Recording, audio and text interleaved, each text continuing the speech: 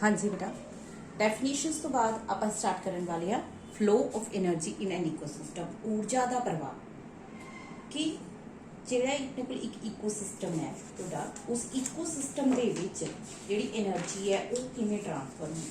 ਠੀਕ ਹੈ, ਇਕੋਸਿਸਟਮ ਤਾਂ ਆਪਾਂ ਲਾਸਟ ਟਾਈਮ ਡਿਸਕਸ ਕਰ ਹੀ ਚੁੱਕੇ ਸੀ ਕਿ ਇਕੋਸਿਸਟਮ ਕੀ ਹੈ ਤੁਹਾਡਾ, ਜੀ ਮੰਡਲ ਕੀ ਹੈਗਾ। ਠੀਕ ਹੈ, ਆਪਾਂ ਡਿਸਕਸ ਕੀਤਾ ਸੀਗਾ ਨਾ ਕਿ ਤੁਹਾਡੇ ਕੋਲ ਕੋਈ ਵੀ ਜਿਹੜਾ ਹੈਗਾ ਕਿਸੇ ਵੀ ਲਿਵਿੰਗ ਸਫੀਅਰ ਦੀ ਜਿਹੜੀ ਯੂਨਿਟ ਹੈਗੀ ਜਿਹਨੇ ਕੰਮ ਕਰਨਾ ਹੈਗਾ, ਸਾਰੇ ਲਿਵਿੰਗ ਤੇ ਨਾਨ ਲਿਵਿੰਗ ਕੰਪੋਨੈਂਟ ਜਿਹੜੇ ਕਿ ਇਨਵਾਇਰਨਮੈਂਟ ਦੇ ਨਾਲ ਇੰਟਰੈਕਟ ਕਰਦੇ ਨੇ, ਉਹ ਤੁਹਾਡਾ ਕੀ ਬਣਾਉਂਦੇ ਸੀ, ਇਕੋਸਿਸਟਮ ਬਣਾਉਂਦੇ ਸੀ। ਹੁਣ ਬੇਟਾ ਆਪਾਂ ਗੱਲ ਕਰਦੇ ਹਾਂ ਕਿ એનર્ਜੀ ਜਿਹੜੀ ਹੈਗੀ ਇੱਕ ਇਕੋਸਿਸਟਮ ਦੇ ਵਿੱਚ ਕਿਵੇਂ ਫਲੋ ਕਰਦੀ ਹੈ। Flow of energy in N ecosystem, ਇਹ ਤਾਂ ਆਪਾਂ ਸਾਰਿਆਂ ਨੂੰ ਹੀ ਪਤਾ ਹੈ ਵੀ ਕੋਈ ਵੀ ਲਿਵਿੰਗ ਆਰਗੇਨਿਜ਼ਮ ਹੈ, ਚਾਹੇ ਉਹ ਛੋਟਾ ਲਿਵਿੰਗ ਆਰਗੇਨਿਜ਼ਮ ਹੈ ਚਾਹੇ ਉਹ ਵੱਡਾ ਲਿਵਿੰਗ ਆਰਗੇਨਿਜ਼ਮ, ਉਹਨੂੰ ਸਭ ਨੂੰ ਕੀ ਚਾਹੀਦੀ ਹੈ, એનર્ਜੀ ਚਾਹੀਦੀ ਹੈ। ਆਪਣੀ ਛੋਟੀ ਤੋਂ ਛੋਟੀ ਐਕਟੀਵਿਟੀ ਪਰਫਾਰਮ ਕਰਨ ਦੇ ਲਈ ਉਹਨਾਂ ਨੂੰ ਕੀ ਚਾਹੀਦੀ ਹੈ, એનર્ਜੀ ਚਾਹੀਦੀ ਹੈ। ਠੀਕ ਹੈ, ਤਾਂ ਇਹ એનર્ਜੀ ਆਉਂਦੀ ਹੈ ਕਿੱਥੋਂ। ਪਹਿਲੀ ਗੱਲ ਆਪਾਂ ਕਰਦੇ ਹਾਂ ਵੀ ਅਲਟੀਮੇਟ ਸੋਰਸ ਆਫ એનર્ਜੀ ਕੀ ਹੈ, ਤਾਂ ਚਾਹੇ ਕੋਈ ਵੀ ਜੀਵ ਹੈ ਉਹਦੇ ਵਾਸਤੇ ਅਲਟੀਮੇਟ ਸੋਰਸ ਆਫ એનર્ਜੀ ਕੀ ਹੈ, ਸਨ। ਠੀਕ ਹੈ, sun is the ultimate source of energy. ਇਹ ਚੀਜ਼ ਕਲੀਅਰ ਹੈਗੀ। ਹੁਣ ਬੇਟਾ ਇਹ ਦੇਖੋ ਕਿ ਸਨ ਤੋਂ એનર્ਜੀ ਕੌਣ ਲੈ, ਸਾਰੇ ਨਾਲੋਂ ਪਹਿਲਾਂ ਸਨ ਤੋਂ ਜਿਹੜੀ એનર્ਜੀ ਹੈ ਉਹ ਕਿਹਨੇ ਲਿੱਤੀ, प्लांट्स ने दी। ठीक है, प्लांट्स ने दी।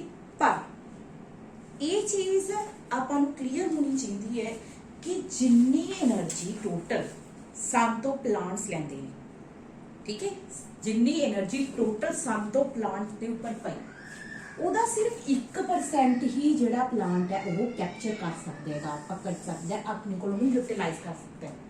ठीक है, जिन्नी एनर्जी सन तो प्लांट ਨੂੰ मिली ਉਹਦਾ सिर्फ 1% ही प्लांट ने अपनी एक्टिविटीज ਦੇ ਲਈ यूज करना है। ਉਸ ਤੋਂ ਬਾਅਦ ਬੇਟਾ ਕੀ ਹੈਗਾ, ਇਸ ਤੋਂ એનર્ਜੀ ਕਿਹਨੂੰ ਚਾਹੋਗੇ, ਪ੍ਰਾਇਮਰੀ ਕੰਜ਼ਿਊਮਰਸ ਨੂੰ। ਠੀਕ ਹੈ, primary consumer, primary consumer, primary consumers ਕਿਉਂ ਹੁੰਦੇ ਹੈਗੇ, ਮੁੱਢਲੇ ਖਪਤਕਾਰ। ਠੀਕ ਹੈ, ਪ੍ਰਾਇਮਰੀ ਕੰਜ਼ਿਊਮਰ ਨੂੰ।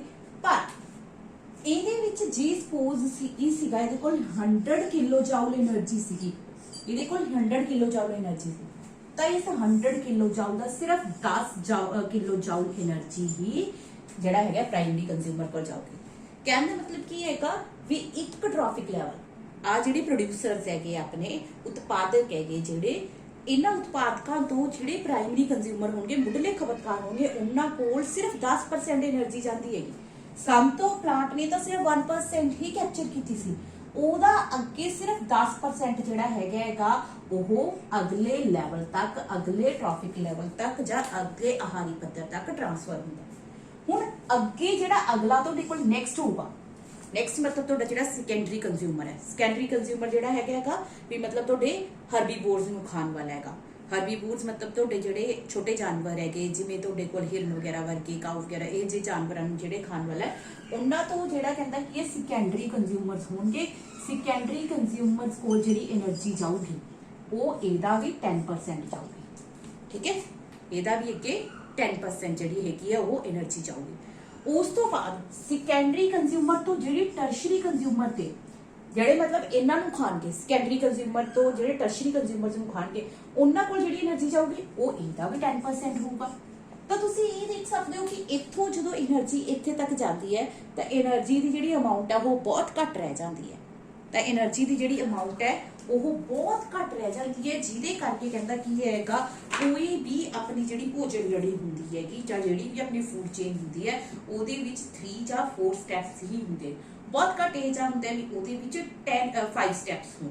ਬਹੁਤ ਰੇਅਰਲੀ ਇਹ ਜਿਹੀਆਂ 5 ਸਟੈਪ ਵਾਲੀਆਂ ਫੂਡ ਚੇਨਸ ਪੋਸੀਬਲ ਹੋ ਸਕਦੀਆਂ ਨੇ, ਕਿਉਂਕਿ ਜੇ ਆਪਾਂ ਇਸ ਤੋਂ ਅੱਗੇ ਟਰਸ਼ਰੀ ਲੈਵਲ ਤੋਂ ਅੱਗੇ ਆਪਾਂ ਵਧਾਵਾਂਗੇ ਤਾਂ ਉਹਦੇ ਵਿੱਚ ਕੀ ਦੇਖਣ ਨੂੰ ਮਿਲੂਗਾ ਵੀ ਉਹਦੇ ਵਿੱਚ ਜਿਹੜਾ ਚੌਥੇ ਪੰਜਵੇਂ ਲੈਵਲ ਤੇ ਉੱਪਰ ਆਰਗੇਨਿਜ਼ਮ ਤੇ ਹੈ ਉਹਨਾਂ ਨੂੰ એનર્ਜੀ ਦੀ ਮਾਤਰਾ ਜਿਹੜੀ ਹੋਗੀ ਬਹੁਤ ਘੱਟ ਮਿਲੂਗੀ। ਠੀਕ ਹੈ ਬੇਟਾ, ਇੱਕ ਵਾਰ ਰਿਪੀਟ ਕਰ ਦਿਆ, ਫਲੋ ਆਫ એનર્ਜੀ ਕੀ ਹੈਗਾ, ਫਲੋ ਆਫ એનર્ਜੀ ਜਿਹੜੀ ਇਕੋਸਿਸਟਮ ਦੇ ਵਿੱਚ ਹੁੰਦੀ ਹੈਗੀ ਕਿ ਸਨ ਆਪਣਾ ਜਿਹੜਾ ਹੈਗਾ ਅਲਟੀਮੇਟ ਸੋਰਸ ਆਫ એનર્ਜੀ ਹੈ। ਸਨ ਤੋਂ ਜਿਹੜੀ એનર્ਜੀ ਆਉਂਦੀ ਹੈ ਉਹਦਾ ਸਿਰਫ 1% ਹੀ ਪਲਾਂਟਸ ਅਬਜ਼ੌਰਬ ਕਰਦੇ ਨੇ, ਕੈਪਚਰ ਕਰਦੇ ਨੇ। ਉਸ ਤੋਂ ਅੱਗੇ ਜਿਹੜਾ ਹੈਗਾ ਪ੍ਰੋਡਿਊਸਰਸ ਹੋ ਗਏ ਪਲਾਂਟਸ, ਪ੍ਰੋਡਿਊਸਰਸ ਤੋਂ ਅੱਗੇ ਜਿਹੜਾ ਹੈਗਾ ਕੰਜ਼ਿਊਮਰ ਤੱਕ ਜਿਹੜੀ એનર્ਜੀ ਟ੍ਰਾਂਸਫਰ ਹੁੰਦੀ ਹੈ ਉਹ ਸਿਰਫ 10% એનર્ਜੀ ਟ੍ਰਾਂਸਫਰ ਹੁੰਦੀ ਹੈ। ਹੁਣ ਬਾਕੀ એનર્ਜੀ ਕਿੱਥੇ, बाकी एनर्जी कुछ तो जो ऑर्गेनिज्म है प्लांट्स है उन्हें अपनी एक्टिविटीज वास्ते यूज कर ली, ਜਾਂ कुछ एनर्जी ਜਿਹੜੀ ਹੈਗੀ ਹੈ ਇਨवायरमेंट ਦੇ ਵਿੱਚ लॉस हो जाती है in the form of heat, ਜਿਹਨੂੰ ਅਸੀਂ ਜਿਹੜਾ ਹੈਗਾ ਯੂਜ਼ ਨਹੀਂ ਕਰ ਸਕਦੇ। ਜਦੋਂ ਕਹਿੰਦਾ ਗ੍ਰੀਨ ਪਲਾਂਟਸ ਹੈਗੇ ਉਹ ਹਰਬੀਵੋਰਸ ਨੂੰ ਜਿਹੜੇ ਹਰਬੀਵੋਰਸ ਹੈ ਉਹਨਾਂ ਨੇ ਕੀ ਕੀਤਾ, ਗ੍ਰੀਨ ਪਲਾਂਟਸ ਨੂੰ ਖਾਧਾ, ਤਾਂ ਉਹਦੇ ਨਾਲ ਕੀ ਹੈ ਬਹੁਤ ਸਾਰੀ એનર્ਜੀ ਜਿਹੜੀ ਹੈਗੀ ਆਪਣੇ ਇਨवायरमेंट ਦੇ ਵਿੱਚ ਲॉस ਹੋ ਜਾਂਦੀ ਹੈ। ਠੀਕ ਹੈ, ਕੁਝ એનર્ਜੀ ਕਹਿੰਦਾ ਕੀ ਹੈਗੀ ਜਿਹੜੀ प्लांट्स ਜਿਹੜੇ ਹੈਗੇ ਆਪਣੇ ਵਾਸਤੇ ਲੋ ਯੂਜ਼ ਕਰ ਲੈਂਦੇ ਨੇ, ਬਾਕੀ ਜਿਹੜੀ ਕੁਝ এনवायरमेंट ਦੇ ਵਿੱਚ ਲਾਸ ਹੋ ਗਈ ਤਾਂ ਸਿਰਫ 10% એનર્ਜੀ ਜਿਹੜੀ ਹੈਗੀ ਇੱਕ ਲੈਵਲ ਤੋਂ ਦੂਸਰੇ ਲੈਵਲ ਤੱਕ ਟ੍ਰਾਂਸਫਰ ਹੁੰਦੀ ਹੈ। ਠੀਕ ਹੈ, ਇਹਨੂੰ ਜਿਹੜਾ ਇਹ ਲਾਅ ਸੀਗਾ, ਇਹ ਲਾਅ ਵੀ ਇੱਕ ਲੈਵਲ ਤੋਂ ਦੂਸਰੇ ਲੈਵਲ ਤੱਕ ਜਿਹੜੀ એનર્ਜੀ ਟ੍ਰਾਂਸਫਰ ਹੁੰਦੀ ਹੈ ਉਹ ਸਿਰਫ 10% ਹੁੰਦੀ ਹੈ। ਇਹ ਲਿੰਡਮੈਨ बेटा ये तो ਜਿਹੜੇ ਆਪਣੇ ਐਂਟਰੈਂਸ ਐਗਜ਼ਾਮਸ ਵਗੈਰਾ ਹੁੰਦੇ ਹੈ ਜਾਂ ਤੁਹਾਡੇ ਐਨਟੀਐਸਸੀ ਵਗੈਰਾ ਉਹਦੇ ਵਿੱਚ ਆ ਜਾਂਦੇ ਹੈ, ਇਸ ਕਰਕੇ ਇਹ ਵਾਲਾ ਨਾਮ ਯਾਦ ਰੱਖਿਓ ਵੀ ਇਹ ਜਿਹੜਾ ਹੈਗਾ ਲਿੰਡਮੈਨ ਨੇ ਦਿੱਤਾ ਸੀਗਾ। ਲਿੰਡਮੈਨ ਲਿਖ ਵੀ ਦਿੰਦੀ ਹੈ ਮੈਂ ਤੁਹਾਡੇ ਵਾਸਤੇ, ਲਿੰਡਮੈਨ ਨੇ ਜਿਹੜਾ ਹੈਗਾ ਇਹ 10% એનર્ਜੀ ਲਾ ਦਿੱਤਾ ਸੀਗਾ, 10% એનર્ਜੀ ਲਾ, એનર્ਜੀ ਲਾ, ਜਿਹਦਾ ਮਤਲਬ ਕੀ ਹੈ ਵੀ ਇੱਕ ਲੈਵਲ ਤੋਂ ਦੂਜੇ ਲੈਵਲ ਤੱਕ એનર્ਜੀ ਜਿਹੜੀ ਟ੍ਰਾਂਸਫਰ ਹੁੰਦੀ ਹੈ ਉਹ ਸਿਰਫ 10% એનર્ਜੀ ਟ੍ਰਾਂਸਫਰ ਹੁੰਦੀ ਹੈਗੀ। ਇਹ ਜਿਹੜਾ ਹੁੰਦਾ ਅਰਾਊਂਡ 1942 ਦੇ ਵਿੱਚ ਇਹ ਲਾਅ ਦਿੱਤਾ ਗਿਆ ਸੀਗਾ। ਠੀਕ ਹੈ, ਸਮਝ ਆ ਗਈ ਗੱਲ ਬੇਟਾ। ਤਾਂ ਬਾਕੀ એનર્ਜੀ ਜਿਹੜੀ ਹੈਗੀ ਹੈ এনवायरमेंट ਦੇ ਵਿੱਚ ਲਾਸ ਹੋ ਜਾਂਦੀ ਹੈ। ਇਹ ਲਾਅ ਜਿਹੜਾ ਹੈ ਕੈਮਿਸਟਰੀ ਦੇ ਵਿੱਚ ਜਦੋਂ ਹਾਇਰ ਕਲਾਸਿਸ ਦੇ ਵਿੱਚ ਆਓਗੇ ਤੁਸੀਂ ਸੈਕੰਡ ਲਾਅ ਆਫ ਥਰਮੋਡਾਇਨਾਮਿਕਸ ਹੁੰਦਾ ਹੈ, ਉਹਦੇ ਵਿੱਚ ਵੀ ਤੁਹਾਨੂੰ ਐਕਸਪਲੇਨ ਕੀਤਾ ਜਾਂਦਾ ਹੈਗਾ ਵੀ ਜਦੋਂ એનર્ਜੀ ਜਿਹੜੀ ਟ੍ਰਾਂਸਫਰ ਹੁੰਦੀ ਹੈ ਇੱਕ ਟ੍ਰੋਫਿਕ ਲੈਵਲ ਤੋਂ ਨੈਕਸਟ ਟ੍ਰੋਫਿਕ ਲੈਵਲ ਤੱਕ ਉਹ ਸਿਰਫ 10% ਹੀ ਅਵੇਲੇਬਲ ਹੁੰਦੀ ਹੈ ਦੂਸਰੇ ਜਿਹੜਾ ਹੈਗਾ ਹਾਇਰ ਲੈਵਲ ਵਾਸਤੇ, ਬਾਕੀ ਜਿਹੜੀ એનર્ਜੀ ਹੈ ਪਲਾਂਟ ਐਨੀਮਲ ਯੂਜ਼ ਕਰ ਲੈਂਦੇ ਨੇ ਜਾਂ ਫਿਰ এনवायरमेंट ਦੇ ਵਿੱਚ ਲਾਸ ਹੋ ਜਾਂਦੀ ਹੈ। ਔਰ ਬੇਟਾ ਇੱਕ ਗੱਲ, એનર્ਜੀ ਜਿਹੜੀ ਹੁੰਦੀ ਹੈ ਸਿਰਫ ਇੱਕ ਹੀ ਡਾਇਰੈਕਸ਼ਨ ਦੇ ਵਿੱਚ ਫਲੋ ਹੁੰਦੀ ਹੈ, ਉਹ ਕਦੇ ਵੀ ਜਿਹੜਾ ਤੁਸੀਂ ਇਹ ਨਹੀਂ ਕਹਿ ਸਕਦੇ ਵੀ ਪ੍ਰਾਇਮਰੀ ਕੰਜ਼ਿਊਮਰ ਤੋਂ ਦੁਬਾਰਾ ਪਲਾਂਟਸ ਨੂੰ ਮਿਲੂਗੀ। ਪ੍ਰਾਇਮਰੀ ਕੰਜ਼ਿਊਮਰ ਤੋਂ ਦੁਬਾਰਾ ਪਲਾਂਟਸ ਨੂੰ ਕਦੇ એનર્ਜੀ ਨਹੀਂ ਮਿਲ ਸਕਦੀ ਹੈਗੀ। ਪਲਾਂਟਸ ਤੋਂ ਪ੍ਰਾਇਮਰੀ ਕੰਜ਼ਿਊਮਰ ਤੇ ਜਾਊਗੀ, ਪ੍ਰਾਇਮਰੀ ਕੰਜ਼ਿਊਮਰ ਤੋਂ ਸੈਕੰਡਰੀ ਤੇ ਸੈਕੰਡਰੀ ਤੋਂ ਟਰਸ਼ਰੀ ਤੇ ਜਾਊਗੀ। ਠੀਕ ਹੈ ਬੇਟਾ, ਤਾਂ એનર્ਜੀ ਦਾ ਜਿਹੜਾ ਟ੍ਰਾਂਸਫਰ ਹੁੰਦਾ ਹੈਗਾ ਉਹ ਯੂਨਿਟ ਡਾਇਰੈਕਸ਼ਨਲ ਹੁੰਦਾ, ਕਦੇ ਵੀ ਬੈਕ ਫਲੋ ਨਹੀਂ ਹੁੰਦਾ ਹੈਗਾ એનર્ਜੀ ਦਾ। ਤੇ ਨੈਕਸਟ ਟੌਪਿਕ, ਹਾਂਜੀ ਬੇਟਾ ਆਪਣਾ ਨੈਕਸਟ ਟੌਪਿਕ ਹੈ ਕਿ ਆਪਣੀਆਂ ਜਿਹੜੀਆਂ ਐਕਟੀਵਿਟੀਜ਼ ਨੇ ਸਾਡੀਆਂ ਕਿਰਿਆਵਾਂ, ਸਾਡੀ ਜਿਹੜੀਆਂ ਐਕਟੀਵਿਟੀਜ਼ ਨੇ ਉਹ ਆਪਣੀ এনवायरमेंट ਨੂੰ ਕਿਵੇਂ ਅਫੈਕਟ ਕਰ ਰਹੀਆਂ ਨੇ, ਸਾਡੀਆਂ ਕਿਰਿਆਵਾਂ ਵਾਤਾਵਰਣ ਨੂੰ ਕਿਵੇਂ ਪ੍ਰਭਾਵਿਤ ਕਰ ਰਹੀਆਂ ਨੇ। ਕਿਆ ਆਪਾਂ ਜਦੋਂ ਆਪਣੀ এনवायरमेंट ਦੇ ਵਿੱਚ ਰਹਿ ਰਹੇ ਹਾਂ, ਵਾਤਾਵਰਣ ਦੇ ਵਿੱਚ ਰਹਿ ਰਹੇ ਹਾਂ, ਤਾਂ ਆਪਣੀਆਂ ਬਹੁਤ ਸਾਰੀਆਂ ਕਿਰਿਆਵਾਂ ਆਪਾਂ ਕੋਈ ਵੀ ਗਤੀਵਿਧੀ ਕਰਦੇ ਹਾਂਗੇ ਉਹ ਸਾਡੇ ਸਾਰੇ ਵਾਤਾਵਰਣ ਨੂੰ ਪ੍ਰਭਾਵਿਤ ਕਰਦੇ ਹਨ। ਤੁਸੀਂ 9th ਕਲਾਸ ਦੇ ਵਿੱਚ ਵੀ ਪੜ੍ਹੇ ਹੈ ਕਿ ਜਿਹੜੀ ਵਾਤਾਵਰਣ ਹੈ ਉਹ ਕਿਸ ਤਰ੍ਹਾਂ ਜਿਹੜਾ ਹੈਗਾ ਸਾਡੀਆਂ ਕਿਰਿਆਵਾਂ ਦੇ ਦੁਆਰਾ ਪ੍ਰਭਾਵਿਤ ਹੁੰਦਾ ਹੈ। ਪੋਲਿਊਸ਼ਨ ਵਗੈਰਾ ਬਾਰੇ ਵੀ ਤੁਸੀਂ ਪੜ੍ਹਿਆ ਹੈਗਾ, ਤੇ ਓਜ਼ੋਨ ਪਰਤ ਦੇ ਨਸ਼ਟ ਹੋਣ ਅਤੇ ਰਹਿੰਦ ਖੂੰਹਦ ਦਾ ਨਿਪਟਾਰਾ ਇਹਦੇ ਬਾਰੇ ਵਿੱਚ ਹੁਣ ਆਪਾਂ ਪੜ੍ਹਨਾ ਹੈਗਾ। ਮੇਰਾ ਫਰਸਟ ਟੌਪਿਕ ਜਿਹੜਾ ਆਪਾਂ ਡਿਸਕਸ ਕਰਨਾ ਹੈ ਉਹ ਹੈਗਾ ਓਜ਼ੋਨ ਪਰਤ ਅਤੇ ਇਹ ਕਿਵੇਂ ਨਸ਼ਟ ਹੋ ਰਹੀ ਹੈ, ozone layer and how it is getting depleted. ਕਹਿੰਦਾ ਇਹ ਕਿਵੇਂ ਨਸ਼ਟ ਹੋ ਰਹੀ ਹੈ। ਪਹਿਲੀ ਗੱਲ ਆਪਾਂ ਓਜ਼ੋਨ ਦੀ ਕਰ ਲਈਏ। ਓਜ਼ੋਨ ਜਿਹੜੀ ਹੈਗੀ ਹੈ ਨਾਰਮਲ ਤੁਹਾਡੇ ਕੋਲ ਆਕਸੀਜਨ, ਜਿਹਨੂੰ ਤੁਸੀਂ ਆਕਸੀਜਨ ਕਹਿੰਦੇ ਹੋ, ਉਹ ਕੀ ਹੁੰਦੀ ਹੈ O2 ਹੁੰਦੀ ਹੈ। ਠੀਕ ਹੈ, ਆਕਸੀਜਨ ਤੁਹਾਡੇ ਕੋਲ ਇਸ ਤਰ੍ਹਾਂ ਫਾਰਮ ਦੇ ਵਿੱਚ O2 ਦੀ ਫਾਰਮ ਦੇ ਵਿੱਚ ਹੁੰਦੀ ਹੈ। ਜਿਹੜੀ ਓਜ਼ੋਨ ਹੈ ਉਹ ਕੀ ਹੈ O3 ਹੈ। ਇਹ ਓਜ਼ੋਨ ਕਿਵੇਂ ਬਣਦੀ ਹੈ ਆਪਾਂ ਇਹਦੀ ਗੱਲ ਕਰਦੇ ਹਾਂਗੇ। ਪਹਿਲਾਂ ਤੁਹਾਨੂੰ ਦੱਸ ਦਈਏ ਵੀ ਜਿਹੜੀ ਇਹ ਓਜ਼ੋਨ ਹੈ, ਓਜ਼ੋਨ ਕਿੱਥੇ ਪਈ ਹੈ। ਜੇ ਤੁਹਾਡੀ ਓਜ਼ੋਨ ਕਹਿੰਦਾ ਟ੍ਰੋਪੋਸਫੀਅਰ ਤੇ ਪਈ ਹੈ, ਤੁਹਾਡਾ ਜਿਹੜੇ ਲੈਵਲ ਤੇ ਆਪਾਂ ਰਹਿ ਰਹੇ ਹਾਂ ਇਸ ਲੈਵਲ ਤੇ ਪਈ ਹੈ, ਤਾਂ ਇਹ ਤੁਹਾਡੇ ਲਈ ਨੁਕਸਾਨਦਾਇਕ ਹੋ ਸਕਦੀ ਹੈ। ਪਰ ਤੁਹਾਡੀ ਧਰਤੀ ਦੀਆਂ ਜਿਹੜੀਆਂ ਅਰਥ ਦੀਆਂ ਲੇਅਰਸ ਹੈ ਉਹਦੇ ਵਿੱਚ ਜਿਹੜੀ ਸੈਕੰਡ ਲੇਅਰ ਆਉਂਦੀ ਹੈ ਸਟ੍ਰੈਟੋਸਫੀਅਰ, ਉਸ ਸਟ੍ਰੈਟੋਸਫੀਅਰ ਦੇ ਵਿੱਚ ਇੱਕ ਲੇਅਰ ਹੋਰ ਪਈ ਹੈ ਜਿਹਦਾ ਨਾਮ ਹੈਗਾ ਓਜ਼ੋਨੋਸਫੀਅਰ, ਕਿਉਂਕਿ ਉੱਥੇ ਓਜ਼ੋਨ ਦੀ ਇੱਕ ਲੇਅਰ ਬਣੀ ਹੋਈ ਹੈ ਜੀ, ਇਸ ਕਰਕੇ ਉਹਨੂੰ ਅਸੀਂ ਓਜ਼ੋਨੋਸਫੀਅਰ ਕਿਹਾ। ਜਿਹੜੀ ਇਹ ਓਜ਼ੋਨੋਸਫੀਅਰ ਹੈ ਇਹ ਜ਼ਿਆਦਾ ਅਮਾਉਂਟ ਓਜ਼ੋਨ ਸਟ੍ਰੈਟੋਸਫੀਅਰ ਦੇ ਜਿਸ ਪਾਰਟ ਦੇ ਵਿੱਚ ਓਜ਼ੋਨ ਦੀ ਅਮਾਉਂਟ ਜ਼ਿਆਦਾ ਹੈਗੀ ਉੱਥੇ ਉਹਨੂੰ ਅਸੀਂ ਓਜ਼ੋਨ ਲੇਅਰ ਜਾਂ ਫਿਰ ਓਜ਼ੋਨੋਸਫੀਅਰ ਕਿਹਾ। ਐਕਚੁਅਲੀ ਇਹ ਕੀ ਹੈਗੀ, ਇੱਕ ਓਜ਼ੋਨ ਸ਼ੀਲਡ ਹੈਗੀ, ਇੱਕ ਓਜ਼ੋਨ ਦੀ ਪਰਤ ਹੈਗੀ।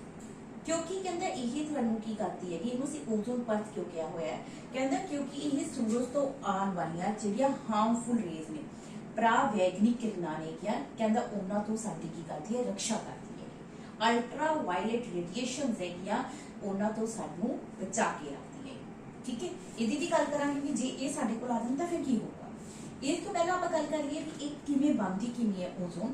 ਠੀਕ ਹੈ ਬੇਟਾ, ਆਕਸੀਜਨ ਹੈ ਨਾ, ਆਕਸੀਜਨ ਜਦੋਂ ਕਹਿੰਦਾ ਕਿ ਇਸ ਆਕਸੀਜਨ ਦੇ ਉੱਪਰ ਯੂਵੀ ਰੇਜ਼ ਪੈਂਦੀਆਂ ਨੇ, ਪ੍ਰਾਵੈਗਨਿਕ ਕਿਰਨਾਂ ਪੈਂਦੀਆਂ ਨੇ ਜਾਂ ਅਲਟਰਾ ਵਾਇਲਟ ਰੇਜ਼ ਪੈਂਦੀਆਂ ਨੇ ਗਿਆ। ਠੀਕ ਹੈ, ਤਾਂ ਇੱਥੇ ਤੁਹਾਡੇ ਕੋਲ ਕਹਿੰਦਾ ਕੀ ਹੈਗਾ, ਇਹ ਆਕਸੀਜਨ ਦੇ ਫ੍ਰੀ ਮੋਲੀਕਿਊਲਸ ਬਣ ਜਾਂਦੇ ਨੇ। ਠੀਕ ਹੈ, ਇਹ ਜਿਹੜੇ ਆਕਸੀਜਨ ਦੇ ਫ੍ਰੀ ਐਟਮਸ ਨੇ, ਨੇਸੈਂਟ ਆਕਸੀਜਨ ਜਿਹਨੂੰ ਅਸੀਂ ਕਹਿੰਦੇ ਆ, ਇਹ ਨੇਸੈਂਟ ਆਕਸੀਜਨ ਜਦੋਂ ਆਕਸੀਜਨ ਦੇ ਮੋਲੀਕਿਊਲ ਦੇ ਨਾਲ ਕੰਬਾਈਨ ਕਰਦੀ ਹੈ ਤਾਂ ਅੱਗੇ ਤੁਹਾਡੇ ਕੋਲ ਕੀ ਬਣਦਾ ਹੈ, O3। ਠੀਕ ਹੈ, ਇਹ O3 ਬਣਦੀ ਹੈ। ਹੁਣ ਇਹ O3 ਦੀ ਲੇਅਰ ਜਿਹੜੀ ਆਪਣੇ ਸਟ੍ਰੈਟੋਸਫੀਅਰ ਦੇ ਵਿੱਚ ਪਈ ਹੋਈ ਹੈ, ਤਾਂ ਇਹਨੇ ਧਰਤੀ ਨੂੰ, ਅਰਥ ਨੂੰ ਆਪਣੀ ਕਵਰ ਕਰਕੇ ਰੱਖਿਆ। ਜਦੋਂ ਅਲਟਰਾਵਾਇਲਟ ਰੇਡੀਏਸ਼ਨਸ ਆਉਂਦੀਆਂ ਨੇ ਤਾਂ ਇਹਦੇ ਨਾਲ ਸਟ੍ਰਾਈਕ ਕਰਕੇ ਉਹ ਵਾਪਸ ਚਲੀਆਂ ਜਾਂਦੀਆਂ ਨੇ, ਉਹ ਆਪਣੀ ਅਰਥ ਤੇ ਨਹੀਂ ਪਹੁੰਚ ਪਾਉਂਦੀਆਂ ਹੈ। ਠੀਕ ਹੈ ਬੇਟਾ, ਹੁਣ ਕਹਿੰਦੇ ਕੀ ਹੈਗਾ, ਇਹ ਜਿਹੜੀ ਆਪਣੀ ਓਜ਼ੋਨ ਹੈ, ਇਹ ਓਜ਼ੋਨ ਆਪਣੀ ਨਸ਼ਟ ਹੋ ਰਹੀ ਹੈ। ਇਹ ਜਿਹੜੀ ਓਜ਼ੋਨ ਹੈ ਇਹ ਬੈਕ ਰਿਐਕਸ਼ਨ ਹੋਣ ਲੱਗੀ। किस चीज करके ये बैक रिएक्शन होगी, की कारण है जी अपनी ओजोन है जी ये टूटन लगी, ब्रेक होने लगी। ठीक है, बेसिकली कुछ एक ऐसी गैसेज है।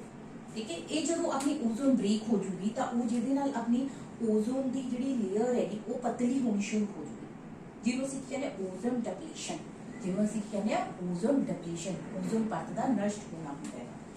ये बेटा की हैगा, 3-4 गैसेज जिहड़ी अपने एयर ਦੇ ਵਿੱਚ ਪ੍ਰੈਜ਼ੈਂਟ ਨੇ, ਆਪਣੀ ਐਕਟੀਵਿਟੀਜ਼ ਦੇ ਕਰਕੇ ਉਹ 에ਅਰ ਆਪਣੀਆਂ ਕਿਰਿਆਵਾਂ ਦੇ ਕਰਕੇ ਵਾਤਾਵਰਣ ਦੇ ਵਿੱਚ ਆ ਰਹੀਆਂ ਨੇ।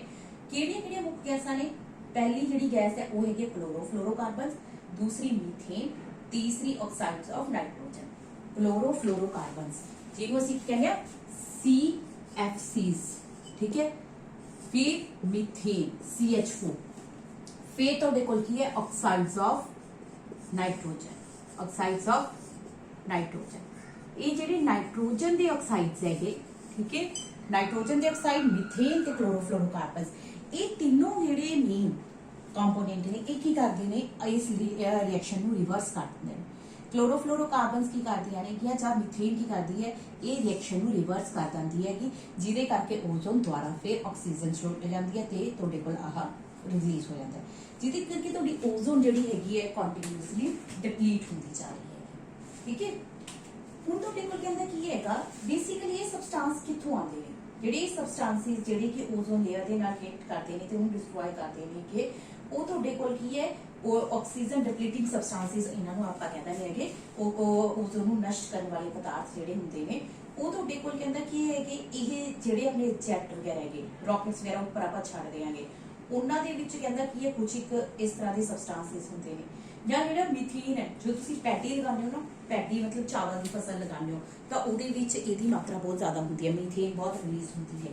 ਠੀਕ ਹੈ, ਆ ਜਿਹੜਾ ਪੋਲਿਊਸ਼ਨ ਹੈ, ਪੋਲਿਊਸ਼ਨ ਦੇ ਨਾਲ ਜਿਹੜਾ ਹੈਗਾ ਉਹ ਬਹੁਤ ਸਾਰੇ ਨਾਈਟ੍ਰੋਜਨ ਦੇ ਆਕਸਾਈਡਸ ਰਿਲੀਜ਼ ਹੋ ਰਹੇ ਹੈਗੇ, ਜਿਹੜੇ ਕਿ ਆਪਾਂ ਨੂੰ ਇਹ ਓਜ਼ੋਨ ਨੂੰ ਡਿਪਲੀਟ ਕਰ ਰਹੇ ਨੇ। ਜਿਹੜੀ ਬੇਟਾ ਓਜ਼ੋਨ ਦੀ ਆਪਾਂ ਅਮਾਉਂਟ ਹੈ, ਠੀਕ ਹੈ, ਅਮਾਉਂਟ ਆਫ ਓਜ਼ੋਨ ਐਟਮੋਸਫੀਅਰ ਦੇ ਵਿੱਚ ਓਜ਼ੋਨ ਦੀ ਅਮਾਉਂਟ ਨੂੰ ਆਪਾਂ ਮੈਜ਼ਰ ਕਰਦੇ ਆ ਡੌਪਸਨ ਸਪੈਕਟ੍ਰੋਮੀਟਰ ਦੇ ਨਾਲ। ਠੀਕ ਹੈ, ਡੌਪਸਨ ਸਪੈਕਟ੍ਰੋਮੀਟਰ ਦੇ ਨਾਲ, ਤੇ ਜਿਹੜੀ ਇਹਦੀ ਯੂਨਿਟ ਹੈਗੀ ਉਹਨੂੰ ਅਸੀਂ ਡੌਪਸਨ ਯੂਨਿਟਸ ਕਹਿੰਦੇ ਆ।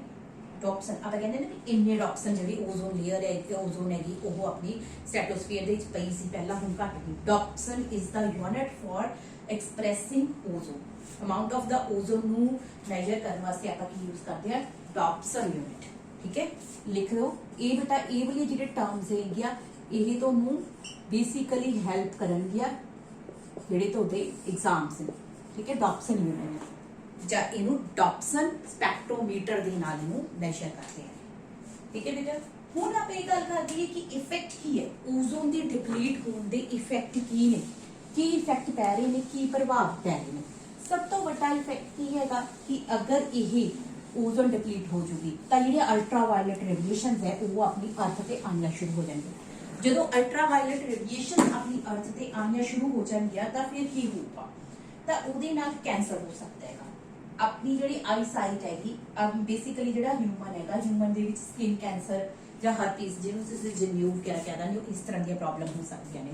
ਪਹਿਲੀ ਜਿਹੜੀ ਪ੍ਰੋਬਲਮ ਹੈਗੀ ਉਹ ਕੀ ਹੈ ਕਿ ਕੈਂਸਰ ਦੀ, ਕੈਂਸਰ ਬੇਸਿਕਲੀ ਸਕਿਨ ਕੈਂਸਰ ਜਾਂ ਫਿਰ ਹਰਪੀਸ, ਜਨੇਊ ਵਗੈਰਾ ਇਸ ਜਿਹੜੀ ਡਿਜ਼ੀਜ਼ ਹੋ ਸਕਦੀਆਂ ਨੇ ਕਿਆ। ਠੀਕ ਹੈ, ਉਸ ਤੋਂ ਬਾਅਦ ਬੇਟਾ ਕੀ ਹੈਗਾ, ਕੈਂਸਰ ਤੋਂ ਬਾਅਦ ਜਿਹੜੀ ਆਈ ਸਾਈਟ ਦੀ ਪ੍ਰੋਬਲਮ ਹੋ ਸਕਦੀ ਹੈ ਤੁਹਾਡੀ, ਜਦੋਂ ਇਸ ਤਰ੍ਹਾਂ ਦੇ ਯੂਵੀ ਰੇਜ਼ ਪੈਣਗੀਆਂ ਤਾਂ ਉਹਦੇ ਨਾਲ ਅੱਖਾਂ ਦੀ ਨਿਗਾਹ ਕਮਜ਼ੋਰ ਹੋ ਸਕਦੀ ਹੈਗੀ। ਠੀਕ ਹੈ, ਆਈ ਸਾਈਟ ਕਮਜ਼ੋਰ ਹੋ ਸਕਦੀ ਹੈਗੀ, ਕੈਟਰੈਕਟ ਮਤਲਬ ਮੋਤੀਆ ਵਗੈਰਾ ਇਸ ਤਰ੍ਹਾਂ ਦੀਆਂ ਪ੍ਰੋਬਲਮਸ ਹੋ ਸਕਦੀਆਂ ਨੇ, ਉਹਦੇ ਚਾਂਸਸ ਵੱਧ ਜਾਣਗੇ। अपना जो इम्यून सिस्टम है, इम्यून सिस्टम मतलब अपने शरीर के विच जिहड़ी डिजीज़ा बीमारियां दे नाल डिजीज़ दे नाल लड़न की क्षमता है वो घट जूगी। तो तीसरा इफेक्ट की हो जाऊगा, इम्यून सिस्टम वीक हो जाऊगा। ठीक है, week immune system, immune system weak हो जाऊगा। इम्यून सिस्टम वीक मतलब भी तुहाडा जिहड़ा है बीमारियां दे नाल लड़न की क्षमता जिहड़ी होगी वो इम्यून सिस्टम की घट जूगी। उस तो बाद की है जी फोटोसिंथेसिस है, फोटोसिंथेसिस मतलब पौधे जोड़े है वो प्रकाश संश्लेषण की क्रिया करते हैं, वो भी उसका रेट भी जोड़ा है वो घट जूगा। Decrease in rate of photosynthesis. ठीक है, तो फोटोसिंथेसिस का रेट जोड़ा है वो भी घट जूगा। फोटोसिंथेसिस की जी अमाउंट है वो भी घट चुकी।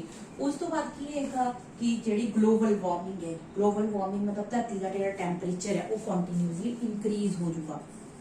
ग्लोबल वार्मिंग कि इस तरह के कुछ इफेक्ट्स जोड़े है वो ओजोन डिप्लीशन के नाल आपां नूं देखने को मिल सकते हैं। इस तो बाद बेटा अपना एक टॉपिक हो रहेगा वो भी आप डिस्कस करते हैं। हाँ जी बेटा, अपना नेक्स्ट टॉपिक है managing the garbage we produce, कूड़े करकट का प्रबंध। बेटा हम देखो आप जो कोई भी भोजन खाने है ना, तो उस भोजन के विच जिहड़े वख-वख तरह के घटक होंदे ने, ठीक है, तो उहनूं आपां जदों फूड अपना डाइजेस्टिव सिस्टम रीड किया सी तो डाइजेस्टिव सिस्टम दे विच आपां पढ़दे हैं ना कि इस चीज़ नूं डाइजेस्ट करने लई ये वाला एंजाइम चाहिए, किसी चीज़ नूं जिवें आपां गल कीती सी भी स्टार्च जिहड़ा है ओहदा डाइजेशन अपने माउथ दे विच स्टार्ट हो जांदा टाइम दी हेल्प दे नाल। ठीक है, एवें तुहाडे कोल जिहड़ा तुसीं वेस्ट प्रोड्यूस करदे हो वो वेस्ट दे विच की हुंदा हैगा, कुछ कि जिहड़ा वेस्ट हैगा ਉਹਨੂੰ ਤਾਂ ਆਪਣੇ ਜਿਹੜੇ ਇਨवायरमेंट ਦੇ ਵਿੱਚ ਡਿਕੰਪੋਜ਼ਰਸ ਨੇ, ਨਿਖੇੜਕ ਨੇ, ਉਹ ਉਹਨੂੰ ਡਿਸਟਰੋਏ ਕਰਕੇ ਉਹਨੂੰ ਡਿਕੰਪੋਜ਼ ਕਰਕੇ ਆਪਣੇ ਇਨवायरमेंट ਦੇ ਵਿੱਚ ਦੁਬਾਰਾ ਮਿਲਾ ਦਿੰਦੇ। ਪਰ ਹਰ ਤਰ੍ਹਾਂ ਦਾ, ਕਿਉਂਕਿ ਹਰ ਤਰ੍ਹਾਂ ਦਾ ਐਂਜ਼ਾਈਮ ਉਹਨਾਂ ਕੋਲ ਵੀ ਨਹੀਂ ਹੈਗਾ ਕਿ ਉਹ ਹਰ ਤਰ੍ਹਾਂ ਦਾ ਜਿਹੜਾ ਵੇਸਟ ਹੈ ਉਹਨੂੰ ਡਿਸਟਰੋਏ ਕਰਕੇ ਆਪਣੇ ਇਨवायरमेंट ਦੇ ਵਿੱਚ ਮਿਕਸ ਕਰ ਦੇਣ ਤੇ ਆਪਾਂ ਨੂੰ ਪ੍ਰੋਬਲਮ ਸੋਲਵ ਹੋ ਜੇ ਆਪਣੇ ਸਾਰੇ ਵੇਸਟ ਦੀ। ਤਾਂ ਬੇਸਿਕਲੀ कुछ जेड़े अपना जेड़ा वेस्ट हैगा, जेड़ा गारबेज है, जेड़े गारबेज नूं अपने जेड़े डिकंपोजर्स हैगे, तुसीं निखेड़े कह सकदे होगे, जेड़े निखेड़े हैगे ओह एंजाइमां दी सहायता दे नाल की करदे ने, उन्हां नूं निखेड़ के डिकंपोज करके अपने इन्वायरमेंट दे विच मिक्स कर दिंदे ने। हुण ओह वाले वेस्ट मटीरियल, ओह वाले व्यर्थ पदार्थ जिन्हां नूं जेड़े तुसीं कह सकदे हो कि डिकंपोजर द्वारा जां निखेड़का द्वारा जिन्हां नूं निखेड़ के वातावरण